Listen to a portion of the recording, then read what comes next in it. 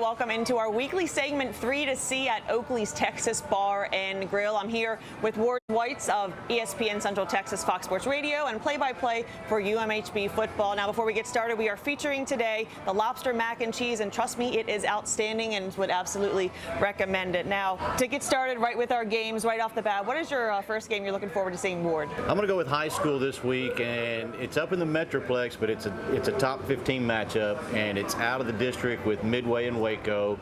It's Duncanville and DeSoto. The Panthers taking on the Eagles at Duncanville at DeSoto Eagle Stadium. It's going to be a great matchup. These are two offenses that put up a lot of points. Which defense can get a stop early in this ball game and kind of change the complexion of it? It's going to be really, really interesting. So I think this is going to be a great football game. So Duncanville and DeSoto, my first game. That'll be exciting to see when Midway matches up with them. Now, my high school game I'm looking forward to seeing. It's a classic all-time matchup between Argyle and La Vega. I mean, these teams, they duke it out every time they play, and they went head-to-head in the playoffs in 2018 and 2019, and La Vega ended up winning both of those times. But the previous year in 2020, Argyle ended up beating them and in the regular season as well. So Argyle ended up sweeping them last year in 2020, vice versa. The previous 2 years, La Vega ended up losing in the first two regular season matchups that they played. But always looking forward to that kind of a game. I mean, La Vega, Don Hyde, he has a traditional, a very great football program. So that'll be a very great regular season matchup. Yeah, I think that's going to be a great game because Don Hyde's been talking to his team about last season. Getting swept by anybody is not something that the Pirates are used to going through in a season. So this game has a lot of things compiled on top of it because it could be, as you mentioned before, another playoff preview for this year because those two teams could meet down the line again. Should be a fun one. Absolutely. And so what is your number 2 game that you're looking forward to? Let's go college this time. How about Oklahoma State and Boise State? This being on the blue field, so it's going to be hard to watch for me, but still, why I think this is going to be a really good game because the two teams match up pretty well. Offensively, I think it's going to be a shootout. And again, I don't know how well that Oklahoma State's got their defense playing right now. Their offense stumbled a little bit last week, so they need to get back on track to stay up with Boise State. But the other thing is, with the realignment in the Big 12, bringing in the 4 teams, Boise State's another team that they've talked about still adding to the Big 12, so they may not be done yet. Could be a preview of another team for the Big 12, so I think this will be a fun one on Saturday night. Without a doubt. And staying with the Big 12, I'm looking forward to Baylor's conference opener against Kansas on the road. And obviously Baylor, a dominating performance against Texas Southern, over 700 yards of offense. And Kansas, they gave up a little over 400 yards on defense against Coastal Carolina. So it'll be interesting to see if Gary Bohannon can continue to take another step forward. And obviously scoring on every possession in the first half, that's a big deal. And I think that they should be able to take care of business against Kansas. But hey, you never know in the Big 12. Yeah, and this is going to be a good game in my mind because going back and watching the tape on Kansas, they played very, very well over the first 2 ball games. Now, they didn't win the second ball game, but they played well.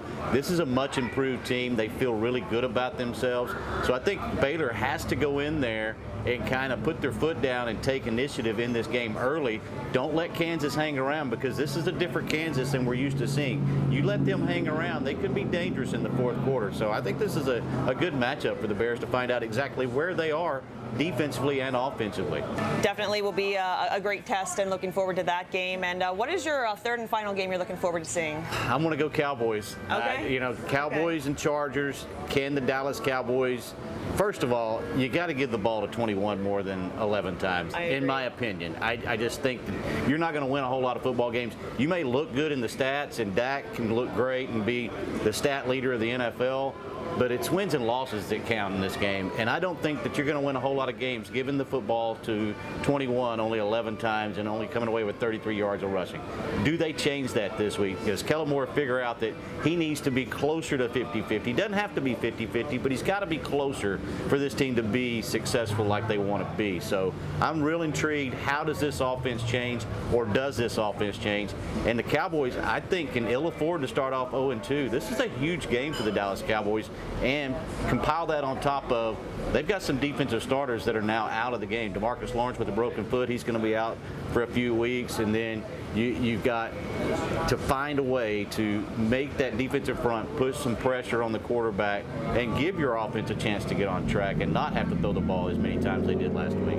Without a doubt, and as you were saying, I mean, it almost is a must-win for the Cowboys. I mean, last year, if you go back, any team that went to the playoffs, none of them started off 0-2. No. Now, we know the Bucs, they lost their first game of the season, but became Super Bowl champs. But it's really hard to dig yourself out of an 0-2 hole. And I mean, I'm hoping that they are going to feed Zeke the ball, because that is usually a recipe for success. Now, my third and final game, it's Texas A&M. They're back at Kyle Field, and they are playing the New Mexico Lobos. And obviously, the big thing everyone will be looking for is to see how Zach Calzada can play. I mean, it will be his first start for A&M, and he's taking over because Haynes King had a terrible injury, in his lower leg, had to get surgery for it. Another aspect is to see the Aggies defense, because they have been able to really, I think that they've been able to carry the team in the last two games. We saw when King was in, he had a couple of interceptions in week 1, and last week, their defense held Colorado to it was less than 90 yards of passing. So